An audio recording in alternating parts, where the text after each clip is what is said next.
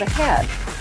Besides Pharaoh Amenemhet and biblical Abraham living in the same place at the same time, is there any other evidence connecting biblical Abraham to Pharaoh Amenemhet I? According to Egyptian history, Pharaoh Amenemhet I was not of royal blood, and his family origin is unknown. Egyptology experts believe he seized the throne of Egypt after murdering Pharaoh Mentuhotep. In 1818, Antonio Lobolo made a revolutionary discovery that identified the biblical Abraham as an Egyptian pharaoh. During Lobolo's excavations in the Egyptian Valley of the Kings, he exhumed 11 Egyptian mummies along with rolls of papyri inscribed with hieroglyphic writings and drawings.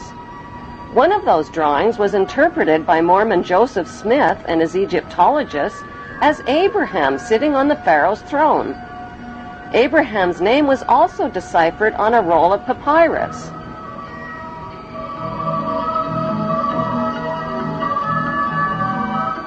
Joseph Smith published his controversial findings in the Book of Abraham in 1842 and was murdered 2 years later. Today, the only Egyptian pyramid tomb forbidden to the public is the tomb of Pharaoh Amenemhet I, who many researchers now believe is the biblical Abraham. Why have Egyptologists never found the remains of Pharaoh Amenemhet I or a biblical Abraham?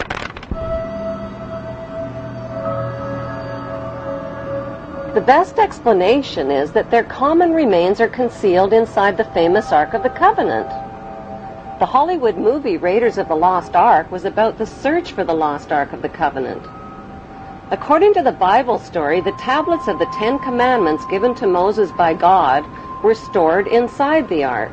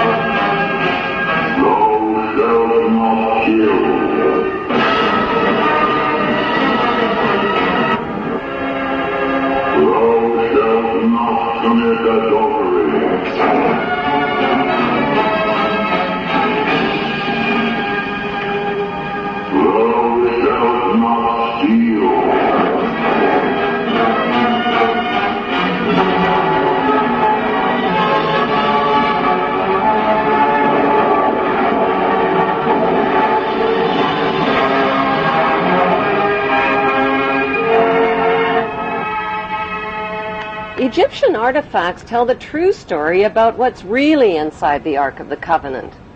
The Ark of the Covenant is, in fact, an Egyptian canopic chest, where the dried organs of royal kings and pharaohs were stored, not the 10 Commandments. Why did the Hebrews call their royal canopic chest the Ark of the Covenant?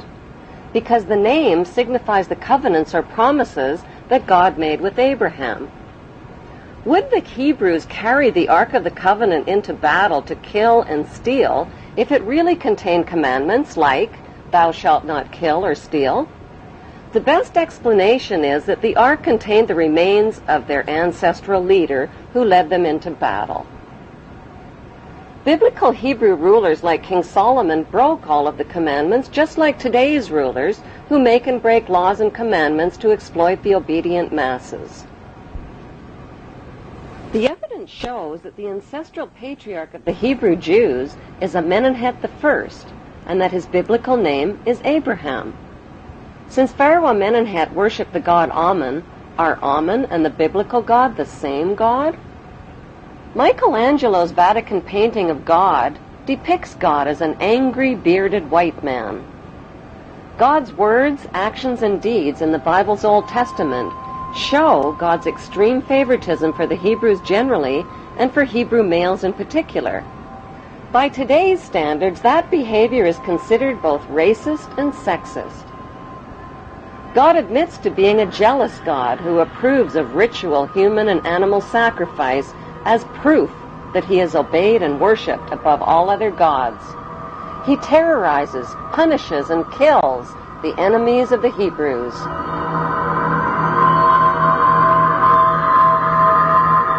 He uses his godly power to kill Egyptian children and spread plagues, famines, pestilence, and darkness. He magically turns staffs into deadly venomous snakes and turns the Nile River into blood.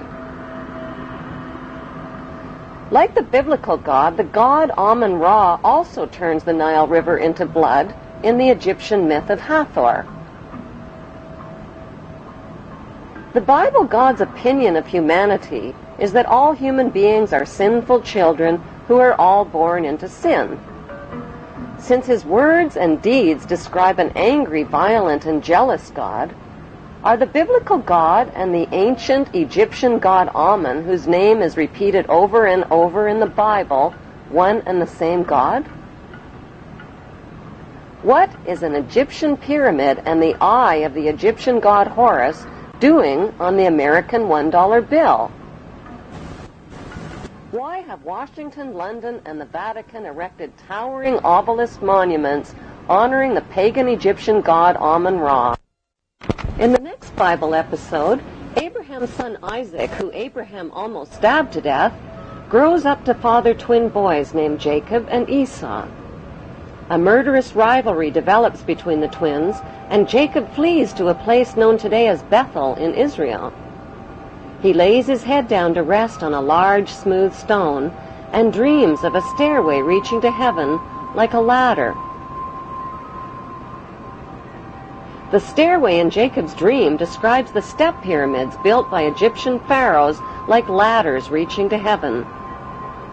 The symbolic stone where the Hebrew Jacob laid his head thousands of years ago in Bethel is alternately called the Stone of Jacob, the Stone of Destiny, and the Stone of Scone. Today, the symbolic stone can be found underneath the British throne chair on top of the symbolic step pyramid where the Queen and other British monarchs have been crowned. The battered oak coronation throne, on which every English monarch has been crowned, is built over the Stone of Scone.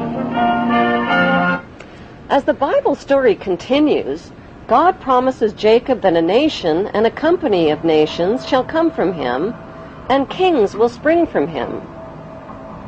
Jacob marries 2 of his girl cousins and fathers 12 sons. As Jacob ages, Joseph becomes his favorite son, and Dan becomes his venomous son.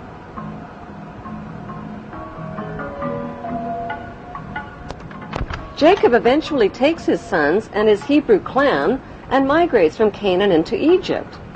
This Hebrew migration into Egypt closely parallels Egyptian history when the Semitic Hyksos migrants overthrew the Egyptian pharaohs and seized the throne of Egypt. One of the Semitic Hyksos leaders who became king of Egypt was Yacuber. Since Yacuber is the Aramean name for Jacob, Egyptology experts interpret this as factual evidence that the biblical Jacob and the Hyksos king Yacuber were one and the same. Historical records show that the Semitic Hyksos kings ruled Egypt for over 100 years. The Egyptian people rebelled against these Semitic kings and pushed them into northern Egypt. By 1500 BC, a peace agreement was reached between the Egyptians and the Semitic Hyksos, which allowed the Hyksos people to leave Egypt peaceably and move to Palestine and Jerusalem in the Egyptian-controlled land of Canaan.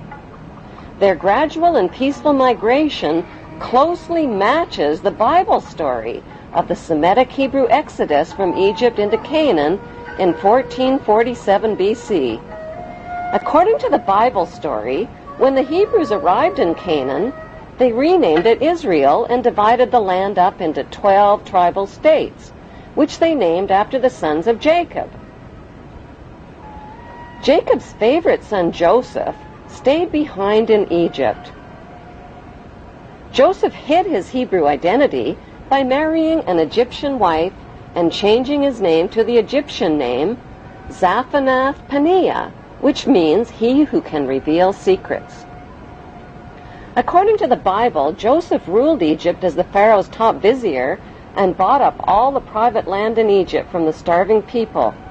Then he taxed them out of 1/5 of their income. Was Joseph the chief vizier of Pharaoh and Moses, who negotiated the peace agreement allowing the Semitic Hebrew Hyksos people to settle in the Egyptian-controlled land of Canaan? The Hebrew connection to the Egyptian pharaohs is further revealed in the biblical story of Moses. Many years ago, in a land called Egypt,